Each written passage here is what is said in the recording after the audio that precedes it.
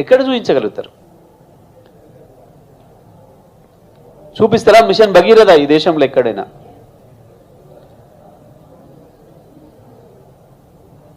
కట్టినరా ఒక్కటి కాళేశ్వరం లాంటి ప్రాజెక్టు మీ రాష్ట్రాల్లో?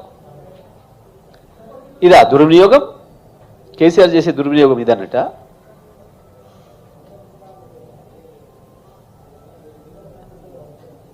మా పథకాల్ని కాపీ కొట్టి కూడా చక్కగా అమలు చేసిన సందర్భం లేదు ఇప్పటివరకు మీరు ఈ దేశంలో ఏ రాష్ట్రంలో కూడా.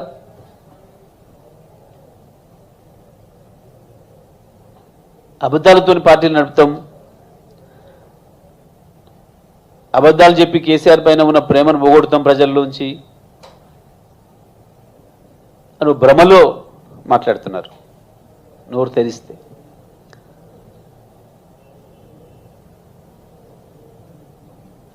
మాట్లాడితే కుటుంబ పాలన నిజమే. మేము కుటుంబాలు ఈ దేశంలో వస్తున్న సాంప్రదాయం ప్రకారం కుటుంబాలు కలిసి ఉండాలని కోరుకుంటున్నాం. మేము కుటుంబాలను వదిలేసి పరిపాలించడం కాదు,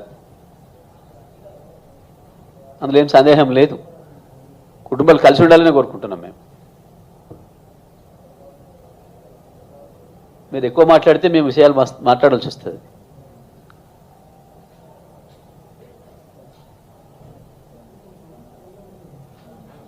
ఎవరిని మేము పైనుంచి తీసుకొచ్చి పెట్టలే, ప్రజల నుంచి ఎన్నుకోబడ్డ వాళ్ళే ఉన్నారు.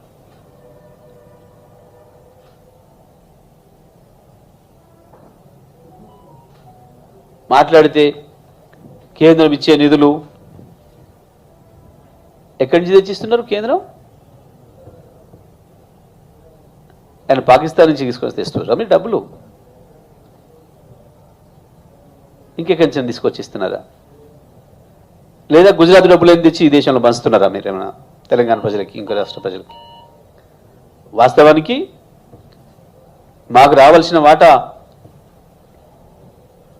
తెలంగాణ ప్రజల న్యాయమైన హక్కు, మేము గడుతున్న పన్నుల నుంచి ఈ దేశాన్ని బతికించడానికి, ఈ దేశాన్ని నిలబెట్టడానికి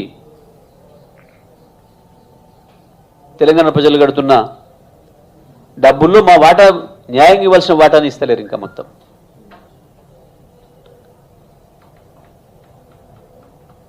ఒక్క రూపాయి ఇచ్చినట్టు నిరూపించగలుగుతావా కిషన్ రెడ్డి గారు?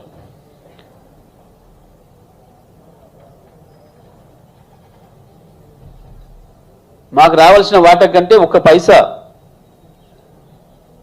బీజేపీ మంత్రిగా, కేంద్ర మంత్రిగా నువ్వు కానీ ఇంకా ఇతరులు ఎవరైనా కానీ ఈ రాష్ట్రానికి తీసుకొచ్చినరా? నీతి ఆయోగ్ స్పష్టంగా చెప్పింది, మిషన్ భగీరథ ఒక అద్భుతమైన పథకం, ఇది దేశమంతటి కూడా విస్తరించాల్సిన అవసరం ఉంది. తెలంగాణ రాష్ట్రం చాలా బాగా గొప్పగా చేస్తూ ఉంది. ఇది దీనికి కేంద్ర ప్రభుత్వం నుంచి కూడా సాయం చేయాల్సిన అక్కర ఉంది అనే మాట చెప్తే కూడా 5 రూపాయలు కూడా విధించలేదు. కాళేశ్వరం ప్రాజెక్టు తెలంగాణ రాష్ట్ర రైతాంగానికి అదొక వరప్రదాయని, ఇవాళ తెలంగాణకి ఒక ధైర్యం ఇచ్చే ప్రాజెక్టు. ఆ ప్రాజెక్టుకైనా కేంద్ర సాయం చేయండి అని చెప్పి 100 సార్లు ముఖ్యమంత్రి గారు విజ్ఞప్తి చేస్తే కూడా కనీసం స్పందించలే.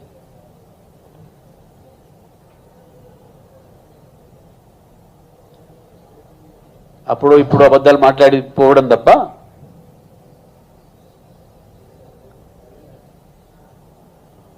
ఇంతకుముందు మీడియా ముందు మాట్లాడేది, ప్రజలు పోయి మాట్లాడతాం. నిజమే చెప్పండి, తెలంగాణలో కేసీఆర్ గారి కంటే మేము పలానా రాష్ట్రంలో గొప్ప పరిపాలన ఇచ్చినాం, ఇక్కడ రైతు బంధు 10,000 ఇస్తే మేము 15,000 ఇచ్చినాం పలానా రాష్ట్రంలో అని ఇక్కడ ఉంటే చెప్పండి. మీ నెలకు 5,000 ఇస్తే ఆసరా పెన్షన్లు మేము తీసుకొని 2,000 ఇస్తున్నాం. ఏడ దుర్వినియోగం చేస్తున్నాం? మీరు గొప్ప పరిపాలన చేస్తున్న ఒక రాష్ట్రం పేరు చెప్పండి. 20 సంవత్సరాలు దాటింది గుజరాత్ను మీ చేతిలో పెట్టుకొని. ఎందుకో కనపడలేదు అక్కడ. తెలంగాణ కాకుండా ఒక కొత్త పథకం. మీ రాష్ట్రాల్లో లేని 50 పథకాలను చూపిస్తాం మేము తెలంగాణలో. మేము 70 ఏళ్ళు 90 ఏళ్ల పార్టీలను చెప్పుకొని 100 ఏళ్ల పార్టీలను చెప్పుకునే మీరు 20 ఏళ్ళుగా 25 ఏళ్ళుగా పరిపాలిస్తున్న రాష్ట్రాల్లో కూడా లేనటువంటి పథకాలను, మీరు పెట్టలేనటువంటి పథకాల్ని కేసీఆర్ గారు కేవలం 7 ఏళ్లలోనే 50 పథకాలను, కొత్త పథకాలను తీసుకొచ్చి ప్రవేశపెట్టారు.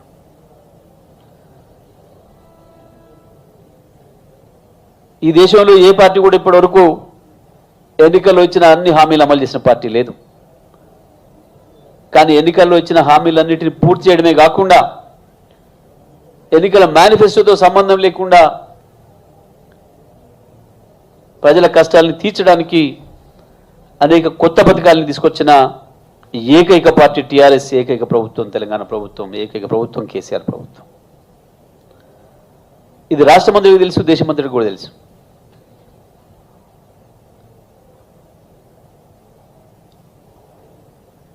పార్లమెంట్లో ఎవరు ఏ ప్రశ్న అడిగినా తెలంగాణకు పొగడతలే తప్ప కేంద్ర మంత్రి ఇవ్వగలిగింది అంతకు మించిన వేరే సమాధానం చెప్పలేరు. ఎందుకంటే పార్లమెంట్లో అబద్ధాలు చెప్పడం కష్టం కాబట్టి. పార్లమెంట్లో ఒక తీరుగా, బయట మీడియా ముందుకు వస్తే ఇంకొక తిరిగి మాట్లాడుతున్నారు బీజేపీ నాయకులు. 2 నాలుకల ధోరణులు.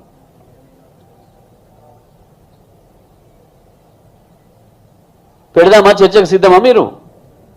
మీ బీజేపీ ఎన్నికల మేనిఫెస్టో, మా టీఆర్ఎస్ ఎన్నికల మేనిఫెస్టో పెట్టి ప్రజల ముందర చర్చ చేద్దాం.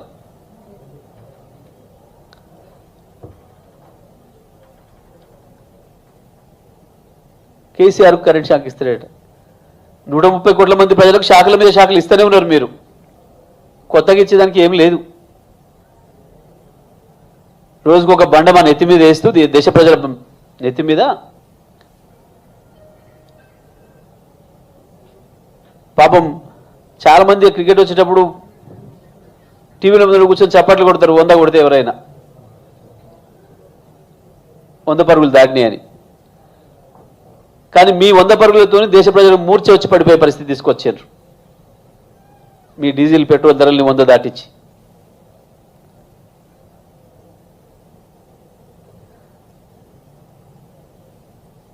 కేసీఆర్ కాదు, మీకు షాక్ ఇస్తారు తప్పకుండా. రాబోయే రోజుల్లో భారతదేశ ప్రజలు మీకు షాక్ ఇస్తారు. తెలంగాణలో షాక్ ఇద్దామంటే మీరు కన్సూమర్ ఏరియాలో లేరు. తెలంగాణ ప్రజలు పట్టుకుందామని కూడా దొరికే పరిస్థితి కూడా లేరు మీరు ఎవరు. ఒక ఆయన మిగిలిండు పాపం.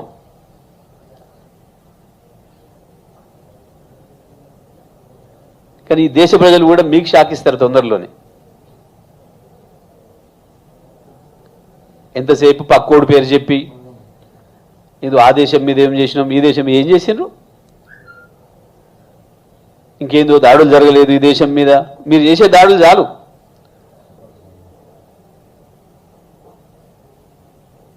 ఒక్కొక్క చట్టం తీసుకొచ్చి దేశ ప్రజల మీద నెత్తి మీద మీరు వేసే బండలు చాలు. కొత్తగా మీరు ఇచ్చే పనేం లేదు. ఇది మీ పరిపాలన. ఒక దిక్కు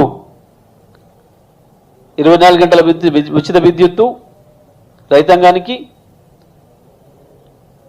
మరొక వైపు రైతు బంధు, ఇంకొక వైపు రైతు బీమా, సమయానికి ఎరువులు విత్తనాలను తీసుకొచ్చి రైతులు ముంగిట్లో పెట్టి చినుకు పడే నాటికే రైతు కాలంతో పోటీపడి పొలానికి వెళ్ళే పరిస్థితిని వాళ్ళ తెలంగాణలో కేసీఆర్ సృష్టిస్తే, ఆ పంట దిగుబడి నుంచి రైతు ఊరడం అందే పరిస్థితి లేకుండా రైతుల జేబులు కొట్టే చట్టాలు తెస్తున్న రైతు ద్రోహులు మీరు. మీకు ఇవ్వాలి షాక్. చూపిస్తారా మీ రాష్ట్రాల్లో ఎక్కడైనా 24 గంటలు ఉచిత విద్యుత్? ఇవ్వడమే కాదు, మీరు ఇవ్వకపోగా ఇచ్చే వాళ్ళని ఇవ్వకుండా చేసే కుట్రలు చేస్తున్నారు. కొత్తగా తెచ్చే విద్యుత్ చట్టాలు, రైతు చట్టాలతో ఈ దేశ రైతాంగం నడ్డి విచ్చే ప్రయత్నం చేస్తున్నారు. ధరలు పెంచి మొత్తం 130 కోట్ల మంది ప్రజల నడువులు విరగొడుతున్నారు. కొత్త చట్టాలు తెచ్చి రైతాంగాన్ని నాశనం చేసే పని చేస్తున్నారు. మీరు మాట్లాడుతున్నారు. ఏది పడితే అది మాట్లాడవచ్చు, ఏ అబద్ధాలతోనైనా పూట గడపవచ్చు.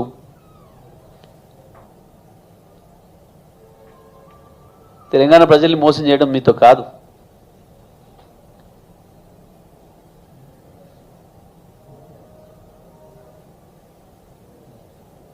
మాట్లాడేటప్పుడు ఆలోచించుకొని మాట్లాడాలి. కేంద్ర మంత్రి ఉన్నారు, మిగతా వాళ్ళు గాలి మనుషులు గాలి మాటలు మాట్లాడతారు, నిజమే. కేంద్ర మంత్రికి మాట్లాడేటప్పుడు గాలి మాటలు మాట్లాడడం కరెక్ట్ కాదు. మేము మాట్లాడే ప్రతిదానికి ఆధారం చూపిస్తాం, ప్రజల ముందట నిరూపిస్తాం. మీరు మాట్లాడిన మాటకు నిరూపణ చేస్తారా? కేసీఆర్ గారి నుంచి మీరు మాట్లాడే మాటలు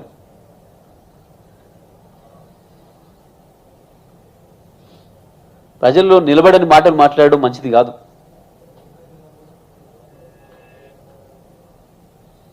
ఒక కేంద్ర మంత్రి స్థాయిలో వచ్చినప్పుడు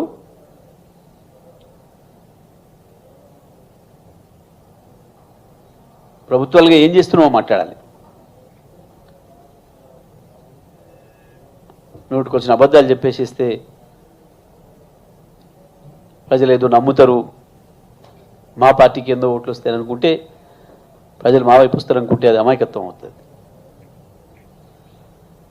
మీరు మాట్లాడినా మేము మాట్లాడినా ప్రజలకు ఆ విజ్ఞత ఉంది. ఎవరి హయాంలో ఏం జరుగుతుంది, ఎవరి రాష్ట్రాల్లో ఏం జరుగుతుంది,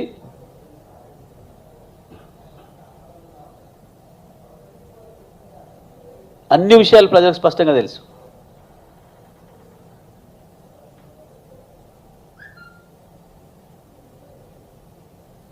ఒక్కటంటే ఒకటికి ఇప్పటికి ఎన్నోసార్లు ఛాలెంజ్ చేసినాం.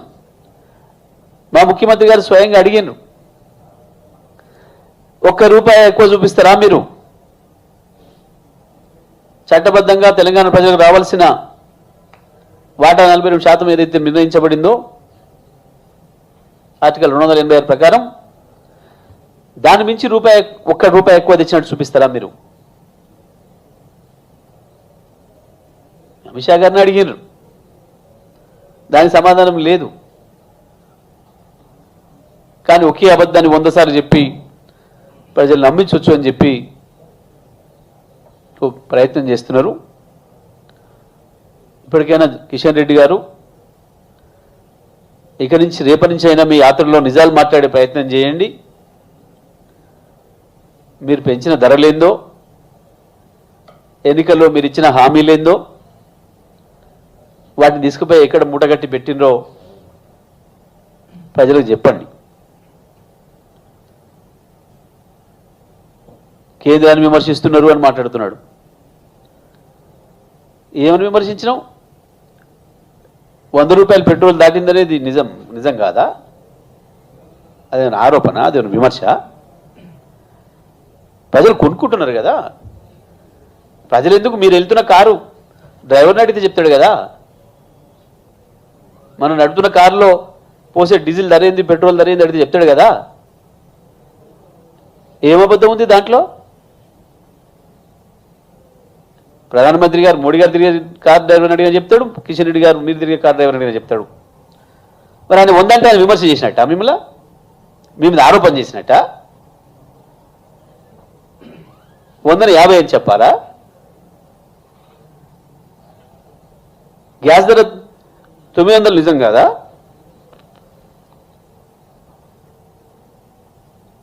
ఏది అబద్ధం దీంట్లో?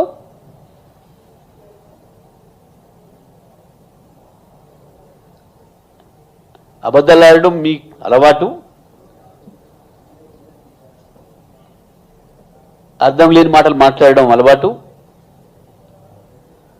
ప్రజల్ని ఒక మాట చెప్పి ఓట్లు తీసుకుని ఇంకో పని చేస్తూ మోసం చేస్తుంది మీరు తప్ప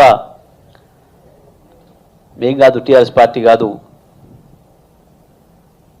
ఇవాళ ఈ దేశంలో కేసీఆర్ను మించిన అద్భుతమైన పరిపాలన అందించిన ముఖ్యమంత్రి ఎవరు లేరనే విషయం ఏ రాష్ట్ర ప్రజలు అడిగినా చెప్తారు. పక్కన ఒకవైపు మహారాష్ట్ర నుంచి, కర్ణాటక నుంచి ప్రజలు బృందాలుగా వచ్చి అడుగుతున్నారు, సార్ మీరు మా రాష్ట్రానికి ఉంటే బాగుండు. మరొక వైపు ఆంధ్రప్రదేశ్ ప్రజలు కూడా కేసీఆర్ మా దగ్గర ఉంటే బాగుండని కోరుకుంటున్నారు. ఊరికినే రాదు, మేము పర్యవేలు చేసుకుంటే రావట్లే. పక్కనున్న రాష్ట్రాల ప్రజలు, పక్క గ్రామాల ప్రజలు పోల్చుకుంటున్నారు. మీ పరిపాలనలో ఉన్న కర్ణాటక ఏం జరుగుతుంది, యువతల గ్రామంలో ఏం జరుగుతుంది, యువతల రైతాంగం ఎట్లా ఉన్నారు, అవతల రైతాంగం ఎట్లా ఉన్నారు. ఒక అమ్మాయి ఆడపిల్ల పెళ్లి చేస్తే ఈ ప్రభుత్వం నుంచి ఏం వస్తుంది, ఆ ప్రభుత్వం నుంచి ఏమొస్తుంది.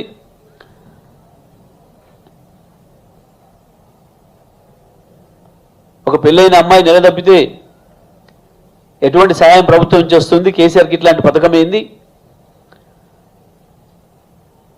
డెలివరీకి కూడా ఒక ఫోన్ చేస్తే ప్రభుత్వ అంబులెన్స్ వచ్చి తీసుకుపోయి ప్రభుత్వ ఆసుపత్రిలో ఉచితంగా డెలివరీ చేయించి తల్లి బిడ్డల్ని మళ్ళీ క్షేమంగా ఇంటి దగ్గర దించొచ్చే కార్యక్రమం ప్రజల ముందర కనబడుతుంది. చూపిస్తారా మీ రాష్ట్రాల్లో ఎక్కడైనా?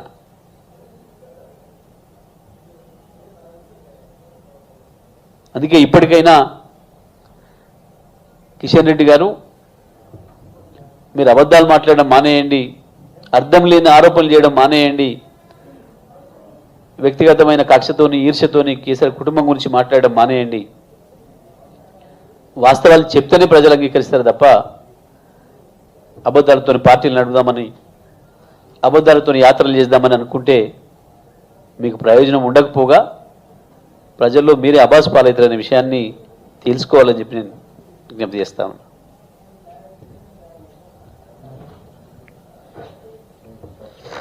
Right, thank you.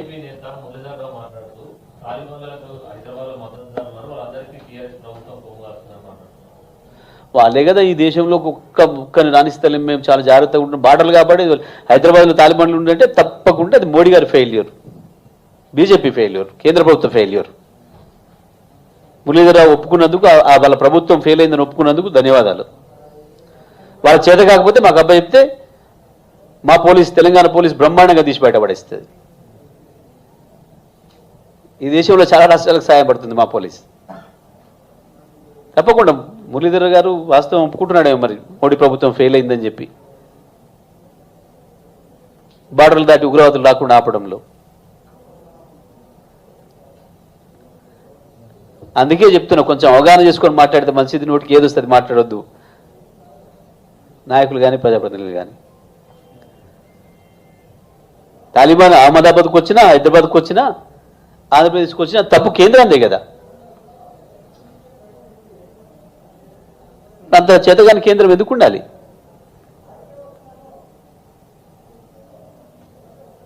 అక్కడెక్కడనో పోయి అవతల దేశంలో వేసి వచ్చినాం, మేము బాంబు ఉన్నో చేసి వచ్చినామని చెప్పిండు కదా మరి వాళ్ళ కేంద్ర మంత్రి గారు నిన్న. మరి హైదరాబాద్కి వచ్చి ఉన్నారంటే, ఆయన కాన్స్టిట్యున్సీకి వచ్చి ఉన్నారంటే 100% వాళ్ళ ఫెయిల్యూర్. అది వాళ్ళు వచ్చి అనుకుంటే వాళ్ళ ఫెయిల్యూర్. మాకబ్బా చెప్తే తెలంగాణ ప్రభుత్వంగా, తెలంగాణ పోలీసుగా మేము బ్రహ్మాండంగా డీల్ చేస్తాం. చట్ట వ్యతిరేక శక్తులు ఏరిపారేయడంలో తెలంగాణ పోలీసు నెంబర్ 1 ఉంది. శాంతి భద్రతలు ఈ దేశంలో బ్రహ్మాండంగా ఉన్న పట్టణం హైదరాబాద్, రాష్ట్రం తెలంగాణ. అది ఎవరిని అడిగినా చెప్తారు.